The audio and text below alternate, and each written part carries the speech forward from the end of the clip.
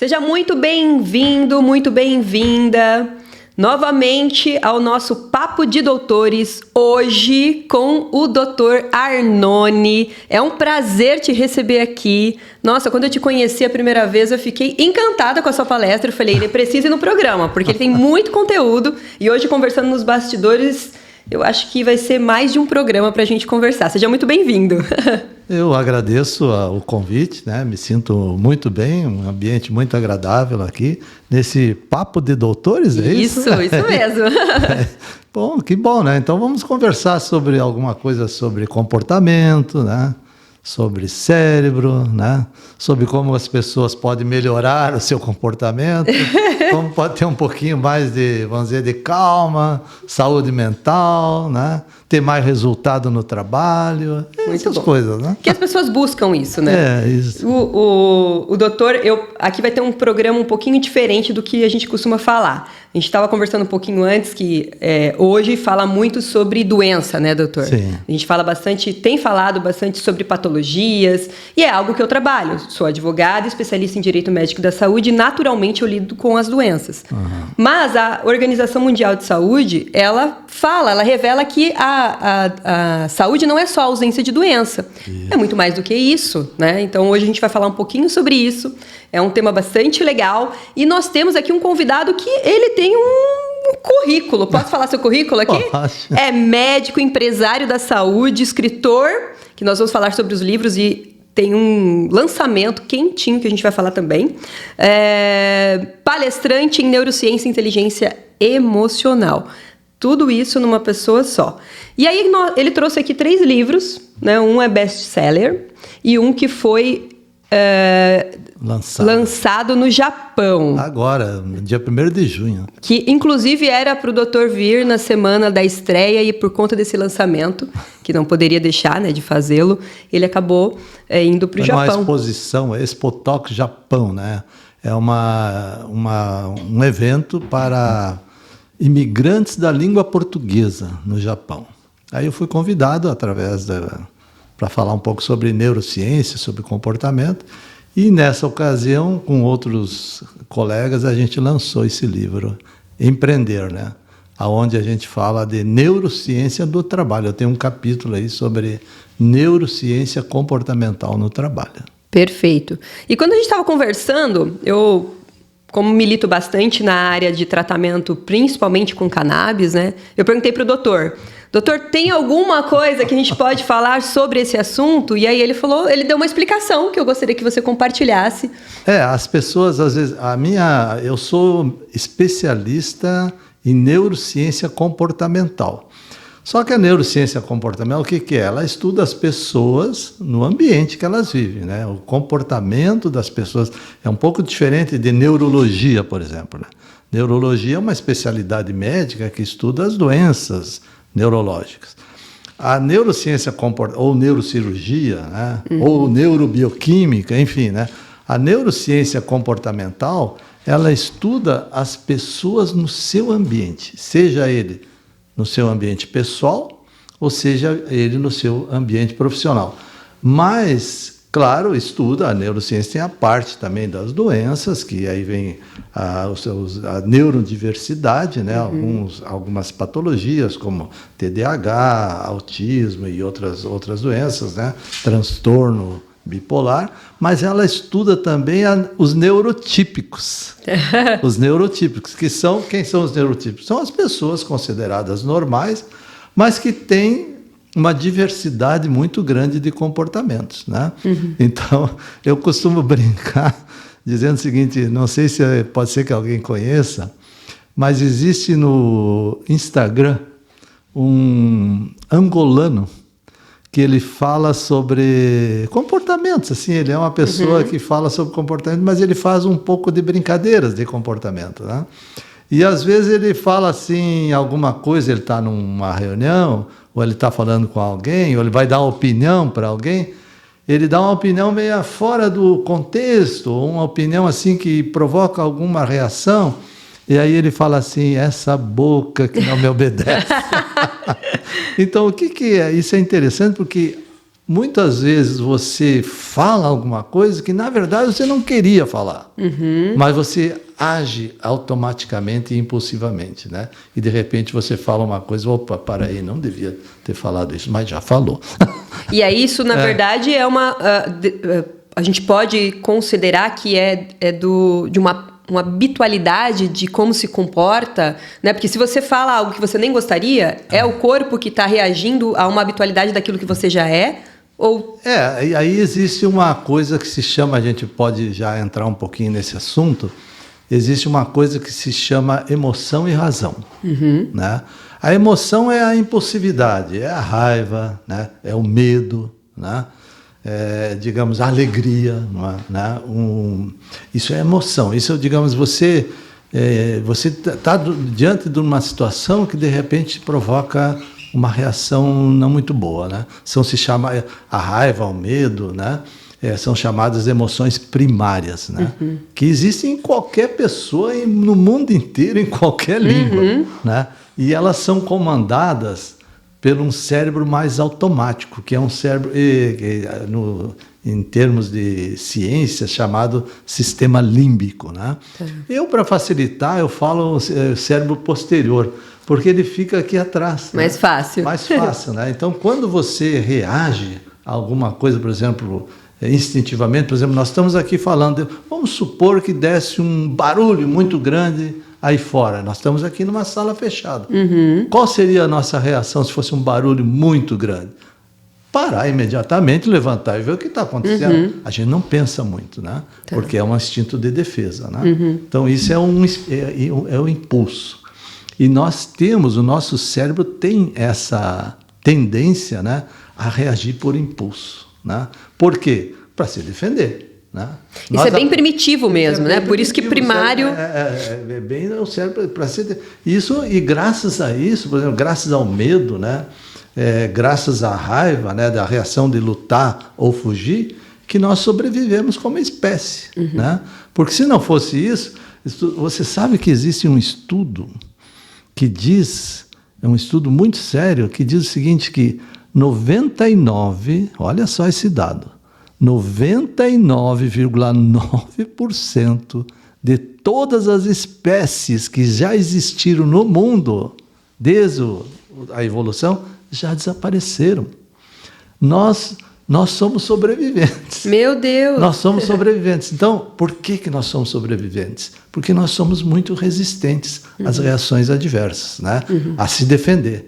Então, esse impulso ele é muito forte. Ele vem lá desde as cavernas, desde quando as pessoas, os seres humanos estavam lá nas cavernas, e eles viam uma ameaça em cada canto, porque se você diz que a vida dura hoje, que é dura, imagine há milhões de anos atrás, se ele saía da caverna, a ameaça estava em cada sombra. Iminente, não tinha nem como... Então isso ficou muito forte, isso ficou muito forte. Então quando acontece uma situação, a gente reage imediatamente através dos impulsos, né? Medo, raiva, frustração, né? Ou alegria muito intensa, né? A gente reage por impulso. Mas, com o tempo, com a evolução do tempo, a gente começou a desenvolver outro cérebro, que é o cérebro aqui da frente, que a gente chama, na linguagem científica, se chama córtex pré-frontal.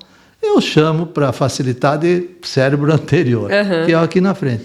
Esse cérebro, ele não tem milhões de anos de evolução, ele tem alguns milhares só. Ele começou a evoluir a partir de 200 mil anos para cá. Por quê? Quando os humanos começaram a se reunir em volta da fogueira e traçar estratégia para se defender. Então, ou seja, o cérebro ele já existia, mas ele não estava não estava desperto, ele não estava desenvolvido. Não, ele não existia. Estava adormecido. Não, o posterior não existia, o anterior não existia. Ele começou a se desenvolver, a evoluir. E hoje, esse cérebro anterior, qual é a finalidade dele? É planejar, estruturar reações mais inteligentes. Mas ele é um pouco mais, digamos, o posterior é mais forte, porque tem milhões. Eu chamo isso no meu livro de a guerra dos milhares, aqui da frente, contra os milhões. Os milhões são muito mais fortes. E nós temos que aprender, não a terminar com as emoções mais fortes, porque a gente não vai conseguir, elas são muito fortes, mas nós temos que aprender a gerenciar. A gerenciar para ter comportamentos melhores, para ter planejamento, né? Para ter inteligência, para ter estratégia, reagir com estratégia. E tu sabe quanto tempo leva? Quando acontece uma situação que provoca uma reação, ela vem aqui para trás, no cérebro posterior. Sabe quanto tempo leva para ela vir aqui para frente?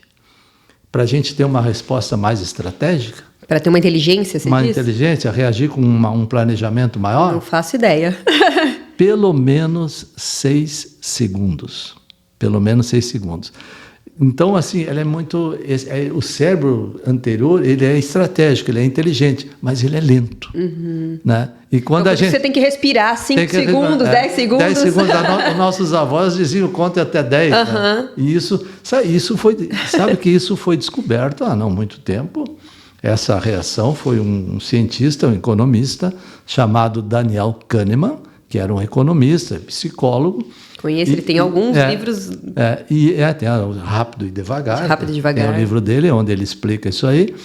E você sabe que por essa descoberta, ele ganhou o Prêmio Nobel de Medicina, de Economia, aliás, do ano 2002, por essa descoberta. Então, quando acontece alguma coisa, aí ele ganhou o Prêmio Nobel estudando corretores de bolsa de valores, reações de corretores de bolsa de valores. Mas isso você pode transportar para qualquer situação que você viva, né? Então, às vezes, quantas vezes você já falou uma coisa, ou alguém que está nos vendo agora, quantas vezes já falou uma coisa que se arrependeu imediatamente depois? Acho que a maioria acho que não tem ninguém que não tenha passado por essa situação. Aí tem um outro dado. Quando acontece uma situação principalmente situações que nos tornam, digamos, com uma certa saia justa, por exemplo, né? 80% das nossas reações, 80% são automáticas, são impulsivas, não são comandadas pelo cérebro anterior. E nesse estudo tem uma revelação por que a gente tem essa resposta automática em 80% das vezes? Porque o cérebro posterior é mais rápido, né? É muito forte. É muito forte, ele domina a situação. Ele quer nos defender. Se por acaso nós estamos falando aqui, você me diz uma coisa que eu não gosto, vamos supor, ou que eu senti que foi para... me senti ofendido por isso. Desestabilizar, qualquer coisa, uma pressão. Qualquer coisa, uma pressão, né? Qual a minha reação? Me defender, automaticamente. Dizer, não, para aí, você está me agredindo. Agora, se eu pensar, se eu der um tempinho, né? Se eu der um tempinho, pelo menos, eu uma vez estava numa palestra e uma pessoa que estava ouvindo no final da palestra, ela chegou para mim e disse, olha, doutor, eu acho que o senhor está enganado. Eu disse, mas por quê? Porque eu demoro 20 minutos. 20 minutos. Então eu digo, pelo menos 6 segundos, você dá um tempo. Se você esperar esse tempo, né, é o tempo necessário, que eu digo assim para brincar também, né, para você sair do cérebro adolescente revoltado, revoltado, e trabalhar com o cérebro sábio, né, pacificador. Sim. Né? Eu acho que isso também diz muito sobre o desenvolvimento da criança, do adolescente, né? Você falou do adolescente, que normalmente a gente tem aquele adolescente um pouco mais rebelde. Mas em casa, assim, durante um tempo moramos eu, minha irmã, meu sobrinho pequeno. E a minha irmã sempre trabalhou, ele tem 5 anos, ela sempre trabalhou com ele, assim, no sentido de desenvolver a inteligência emocional desde pequeno.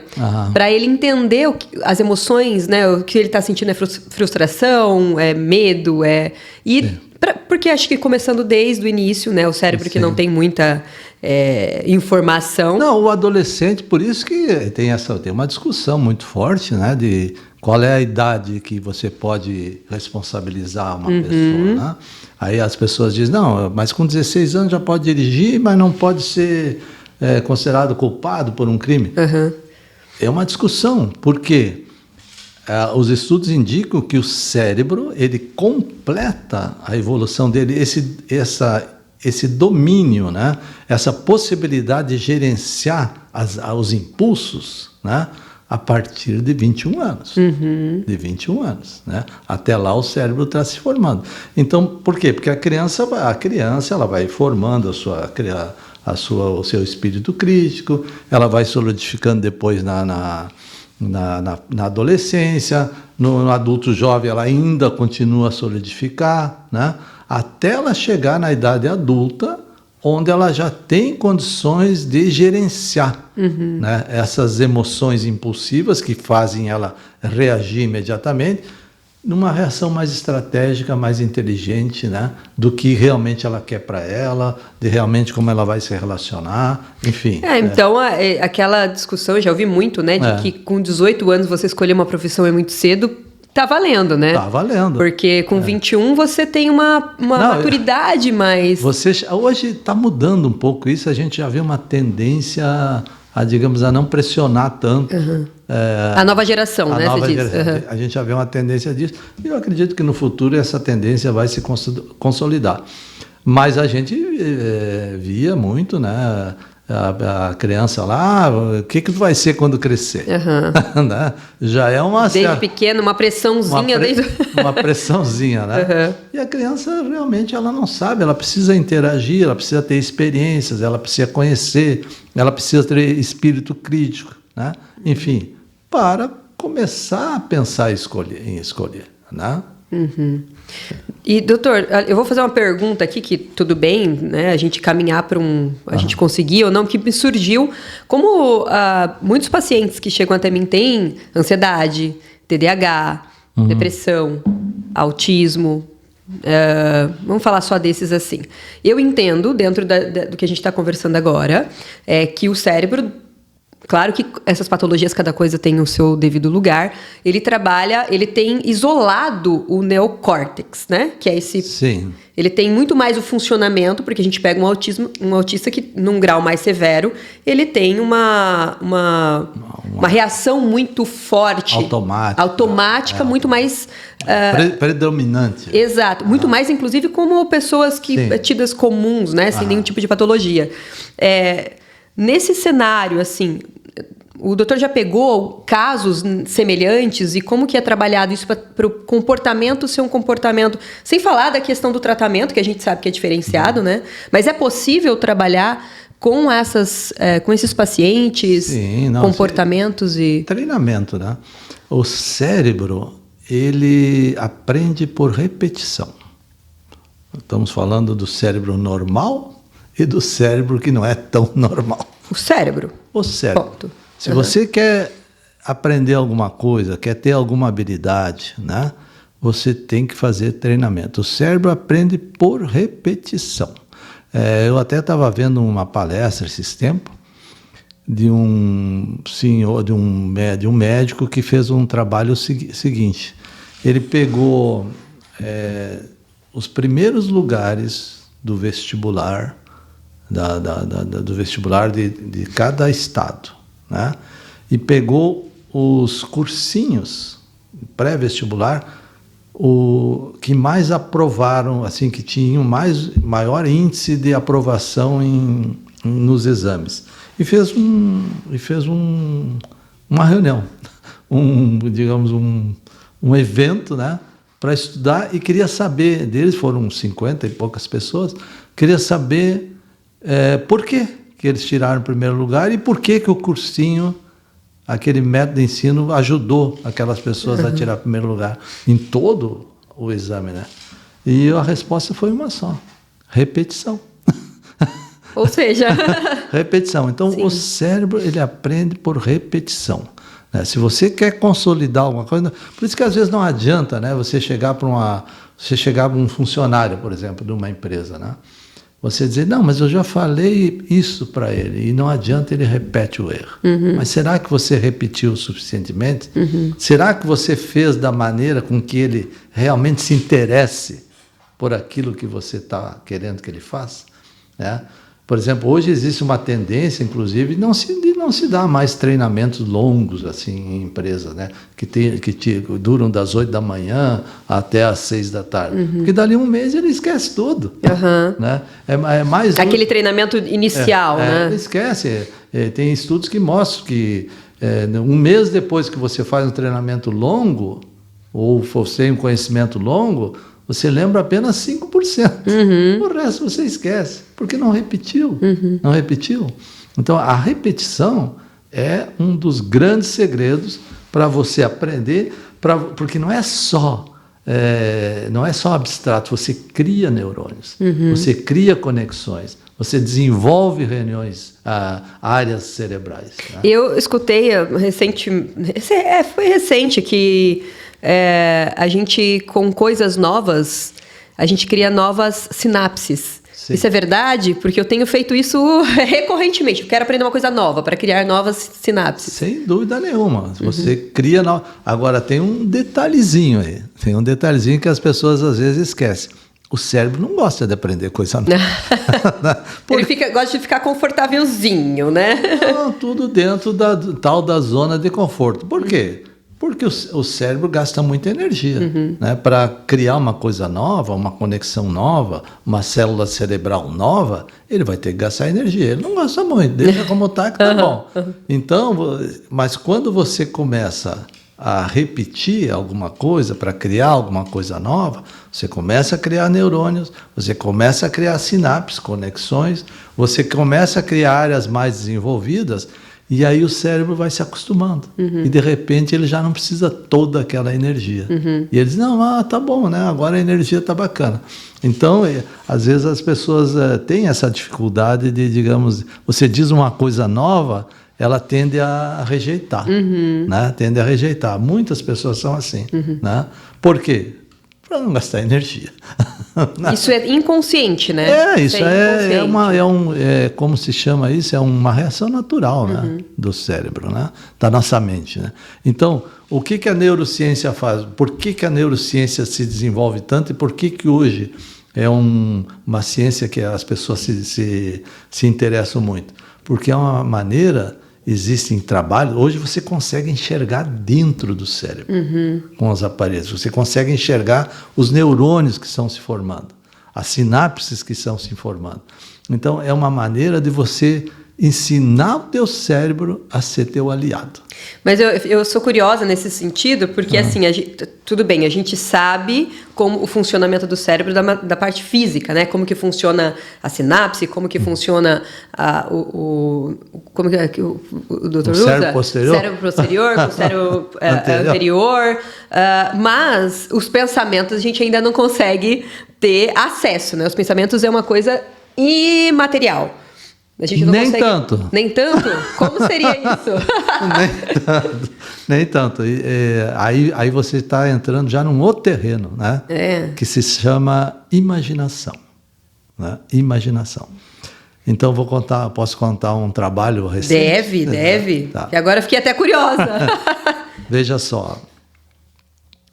Em 2005, né? Não faz muito tempo, né? Não faz, recentíssimo.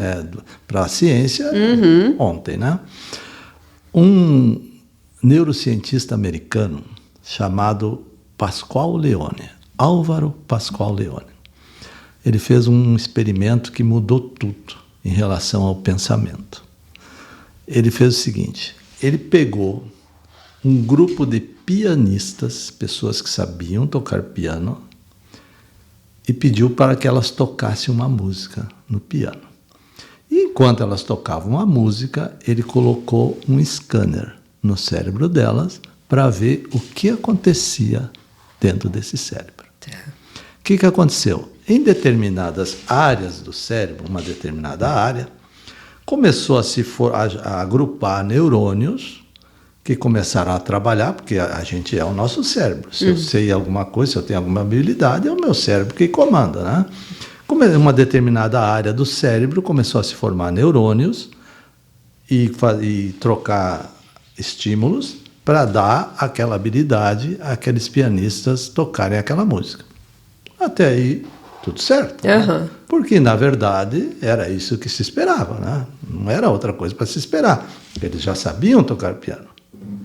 Mas aí ele fez o seguinte, ele convidou um grupo de pessoas que não sabia tocar piano, e disse para elas pensar naquela música e tocassem aquela música no seu piano mental. como a gente faz de vez em quando. Uma música ou música alguma coisa. Aham. E aí veio a grande surpresa. Na mesma área,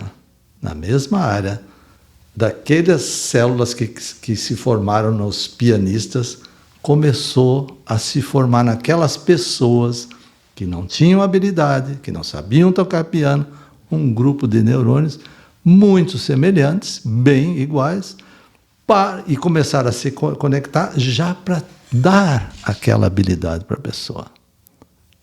Para já trabalhar. Como se fosse uma transferência? Não, começou a se formar neurônios e se agrupar para dar aquela habilidade.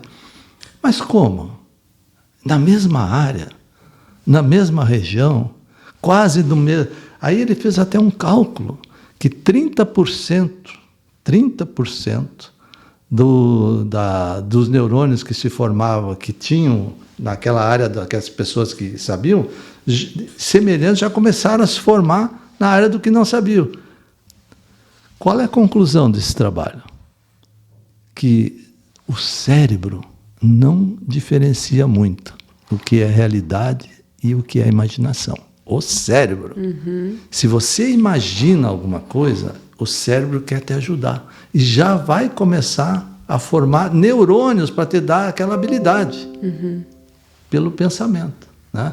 Então, uma outra conclusão, eu não posso... Que informação importante!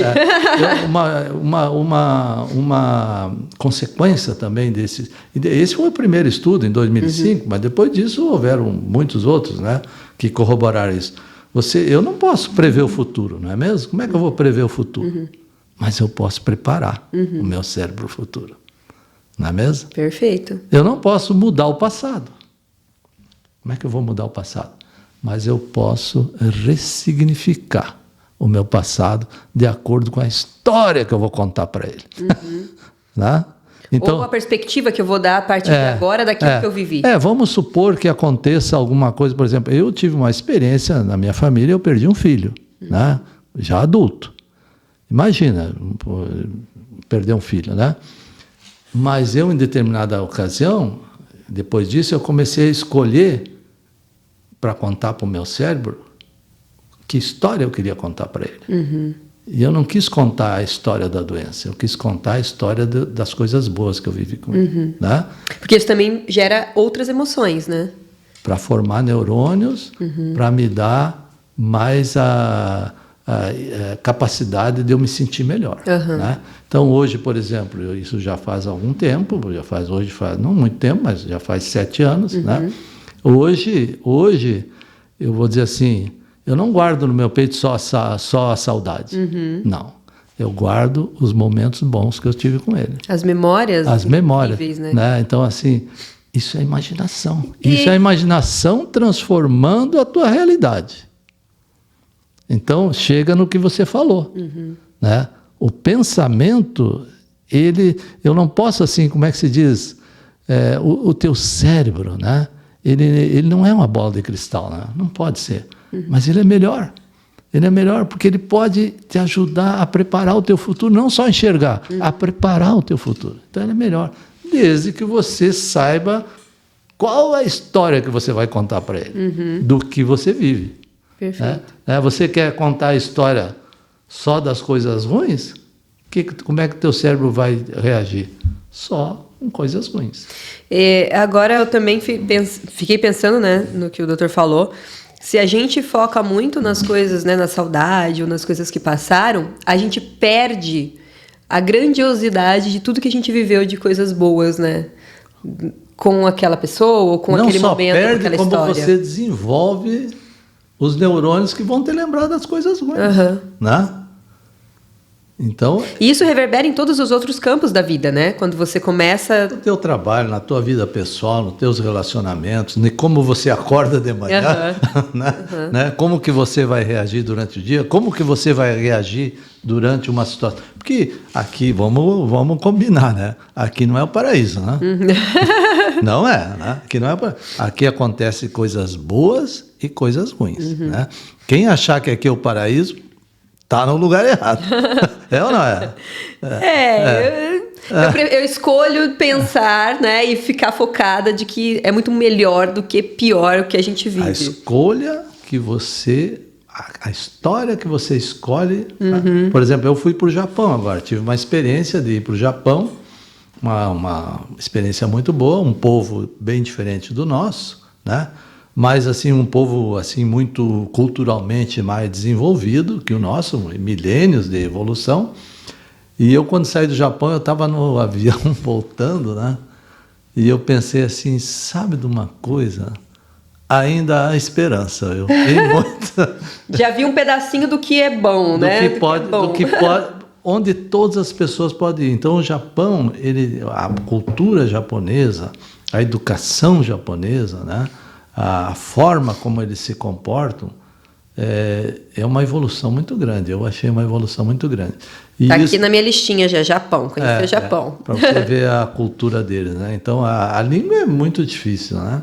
Mas eles são muito educados, eles não entendem o que você fala, eles falam um pouco inglês, a gente não encontra muitas pessoas que falam inglês, mas eles são, a gente chama assim, amigáveis, né? Eles te recebem com um sorriso, né? Eles procuram fazer você se sentir melhor, tanto na recepção de um hotel. Eu fui lá dar uma palestra num evento. Então, tinha alguns brasileiros, japoneses que moram lá, mas tinha japoneses que não entendiam o que eu falava, né? Na recepção, na organização do evento. Mas a atitude deles, o comportamento deles, né? Era muito diferente, assim, realmente de fazer, de acolhimento, de te acolher. Nossa, e não era só comigo, era com todas as pessoas que estavam ali. É cultural, né? É cultural. Doutor, vou falar um pouquinho aqui. Eu gostaria de falar sobre os livros que o doutor trouxe, começando aqui um pouco mais do que lembranças. Qual foi a primeira... Como que você decidiu escrever? Por que você decidiu escrever? E como que começou essa jornada deste livro aqui? Deixa eu ver se dá para mostrar depois. Esse livro foi uma autopublicação, né? Eu, como sou médico, professor universitário, e eu tenho alguns trabalhos publicados na vida acadêmica, né? Mas aí eu tive esse episódio que eu perdi um filho, né?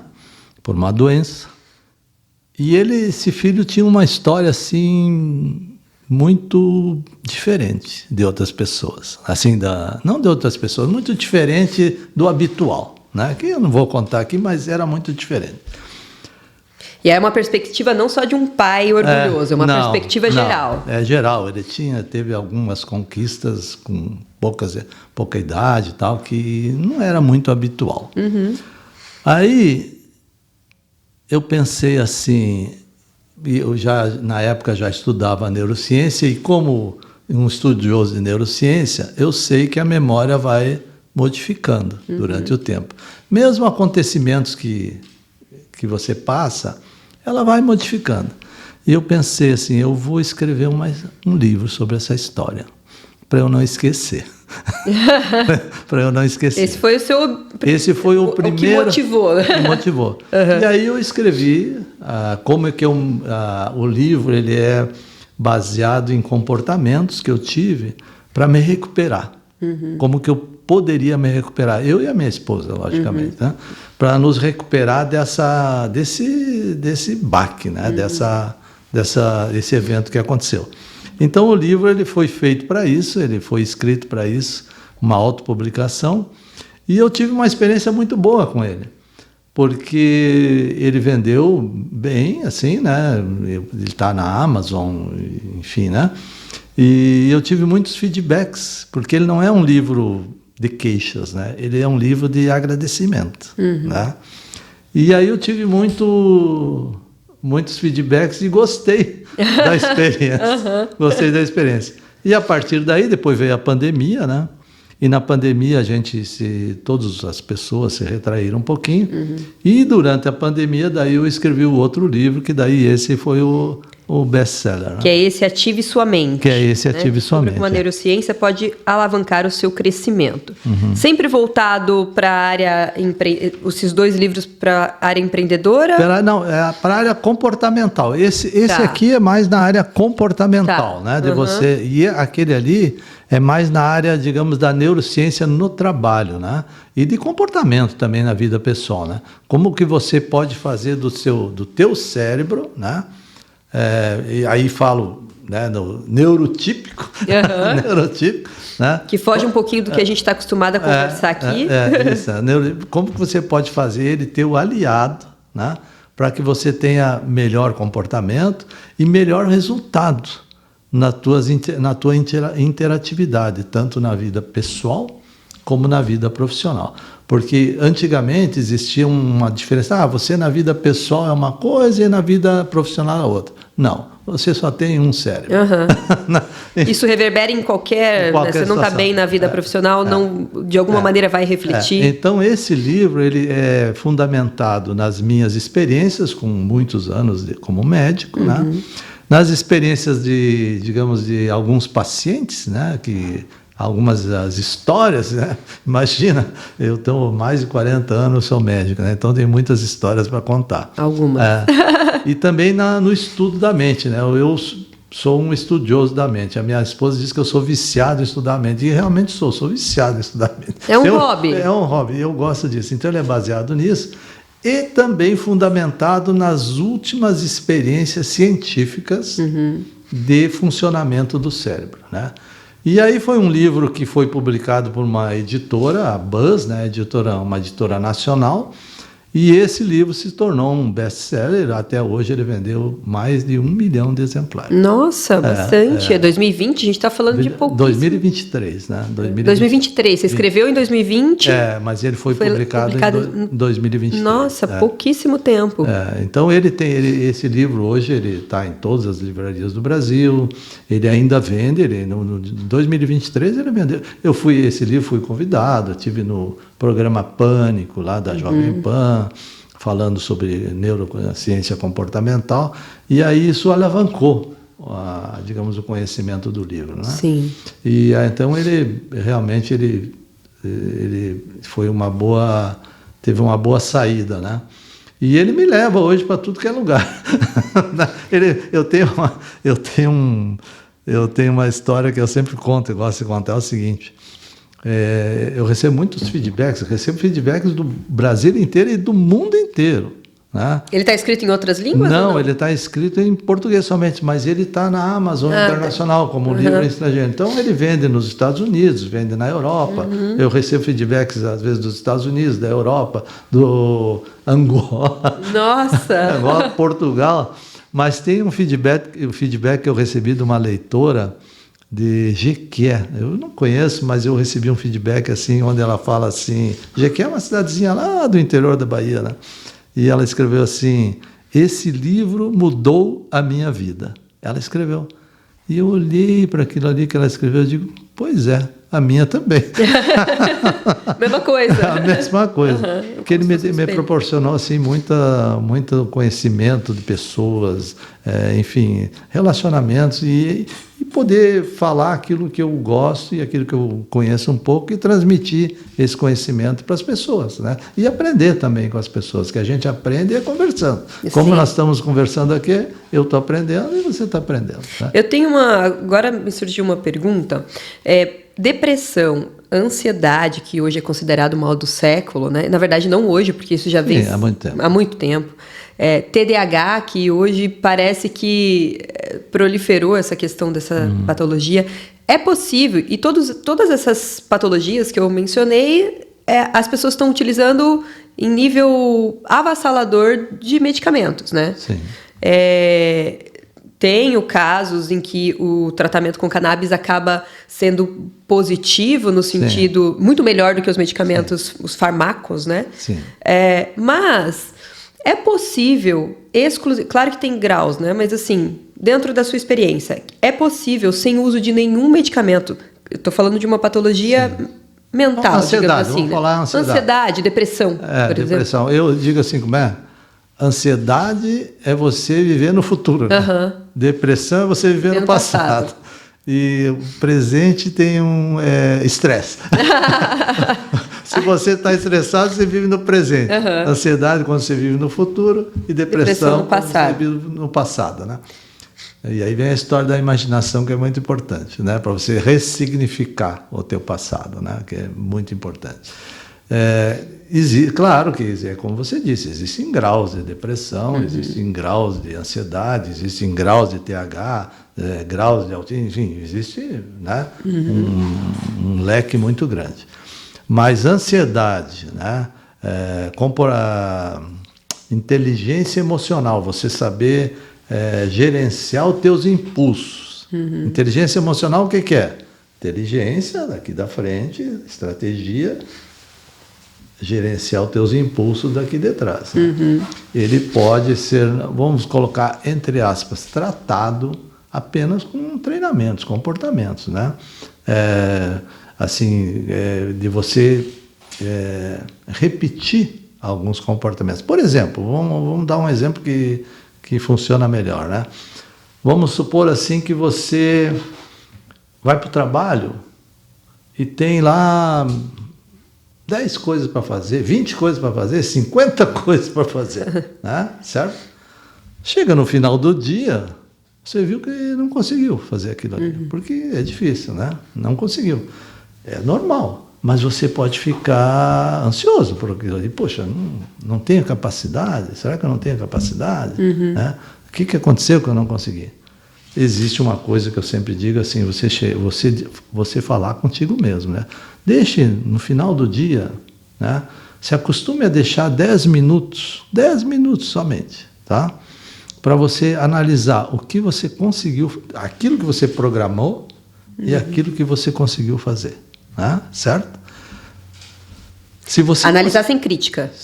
Não, eu consegui fazer isso e isso eu não consegui fazer. Em vez de tu dizer assim para si mesmo, pô, eu sou um fracassado, né? Eu não consigo fazer aquilo. Não é por aí. Agradeça aquilo que você conseguiu fazer. Agradeça. E marque um novo prazo para aquilo que você não conseguiu fazer. Quando você reage assim, você aumenta uma coisa que se chama dopamina. Dopamina cerebral, né? E você aumentando a dopamina, você inibe o cérebro posterior, que diz que você pode não ser capaz de fazer aquilo. E você excita o cérebro anterior para que você, ative uma coisa que se chama sistema de recompensa cerebral. Isso é um circuito cerebral que existe.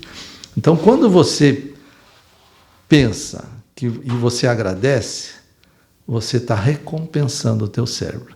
No momento que você recompensa o teu cérebro, fica com mais prazer e você vai ficar mais poderoso para no outro dia você fazer aquilo que você não conseguiu.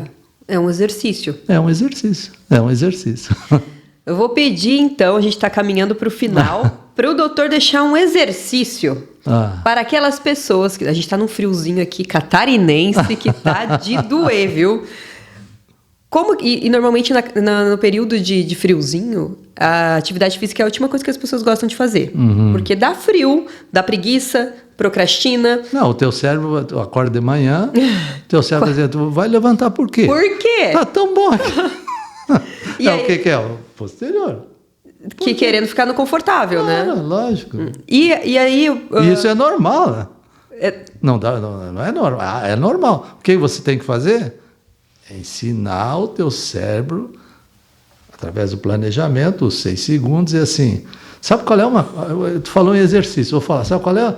Quando você está numa forma que você está prestes a procrastinar. Não, mas eu estou aqui sentado vendo televisão, está muito bom isso aqui. Eu não vou sair. Sabe qual é a forma de você já reduzir aquilo ali imediatamente? Se movimentar. O movimento acaba com aquela festa do cérebro. Isso no momento que você se movimenta, você levanta, né? Ou você se muda de lugar para lá para cá, você já já começa a dominar o cérebro automático. Tô pensando aqui, ó, numa estratégia para burlar o cérebro.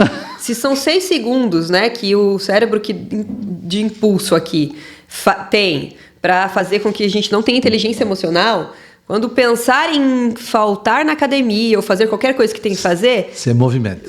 Em 6 segundos, que é para não ter o planejamento de não ir, para não ser dominado. Você movimenta. O movimento do corpo, ele reduz a atividade do teu cérebro posterior e aumenta a atividade do teu cérebro anterior. Você inibe com mais facilidade e reage com mais planejamento.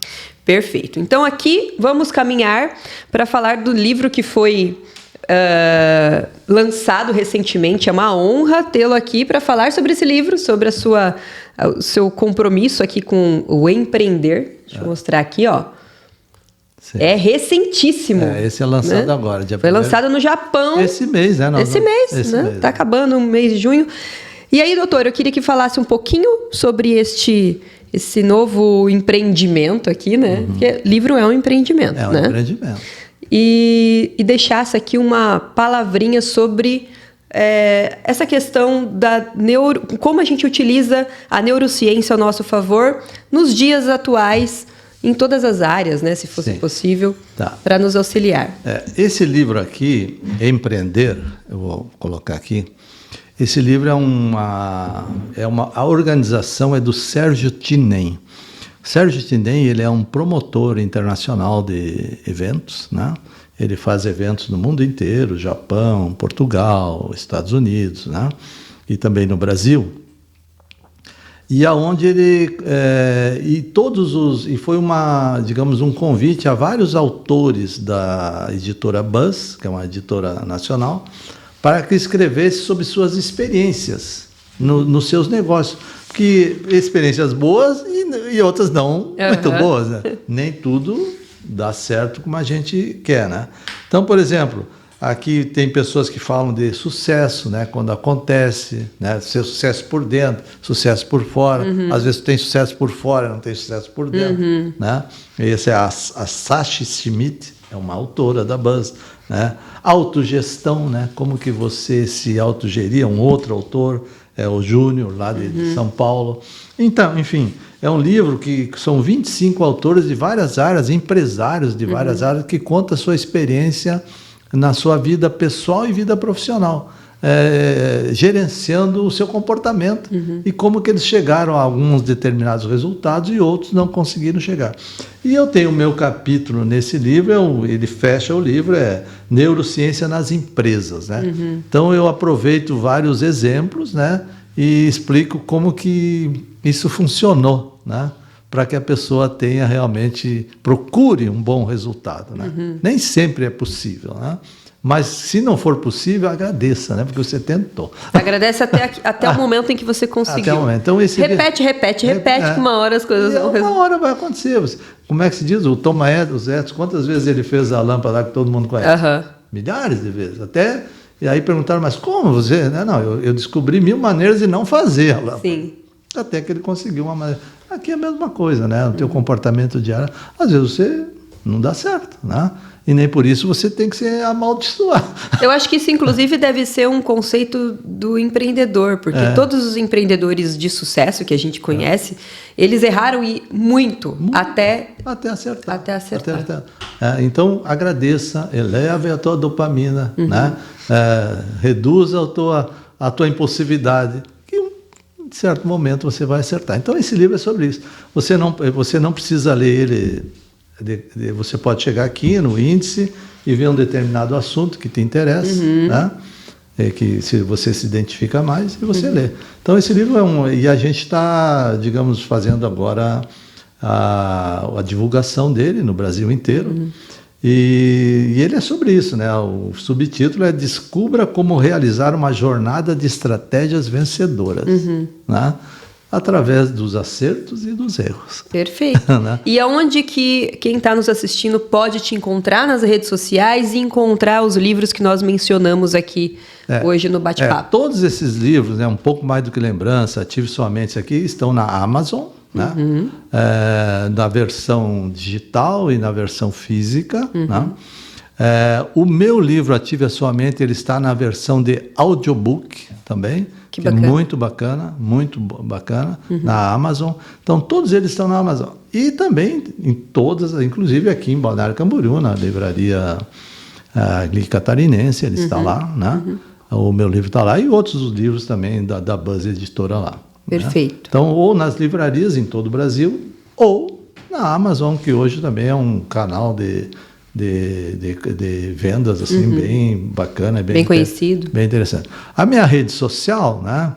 Que se o pessoal quiser me seguir, eu dou mais atenção ao Instagram, que é @Dr. Arnone Caldarte. Vou deixar aqui na descrição para facilitar. Dr. Arnone Caldarte.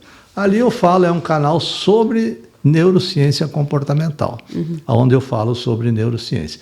E ali também tem o meu direct, se alguém quiser me mandar um recado, ler o meu livro, quer dar um feedback, dar um depoimento, eu reposto. Né? Isso gera dopamina, né, doutor? Gera dopamina. Para escrever mais livros sobre comportamento. Né? E assim, você me falou assim, mas o que recado você quer falar? Tem muitos recados, mas um que eu sempre digo assim, que as pessoas não podem esquecer, né? Uma coisa que a gente pensa, às vezes quer que os outros mudem para que a gente mude, né? E eu digo ao contrário, né? Quando você muda através do teu comportamento, através do teu controle de estímulos, de impulsos, né? O mundo muda junto com você. Então, nós temos responsabilidade. Não, se você mudar, o mundo muda junto com você, sem dúvida nenhuma, entendeu? Se você trocar a tua forma de pensar, as pessoas ao teu redor também vão começar a pensar igual a você, entendeu? E vão te ajudar, entendeu? Então, primeiro mude você, para depois querer mudar os outros. Perfeito. E terminamos mais um episódio. Muito obrigada por ter vindo aqui, por aceitar o meu convite. É uma grande pessoa. Eu adorei a palestra que eu participei. Falei, ele precisa ir lá no podcast. Obrigado. E nos vemos no próximo episódio.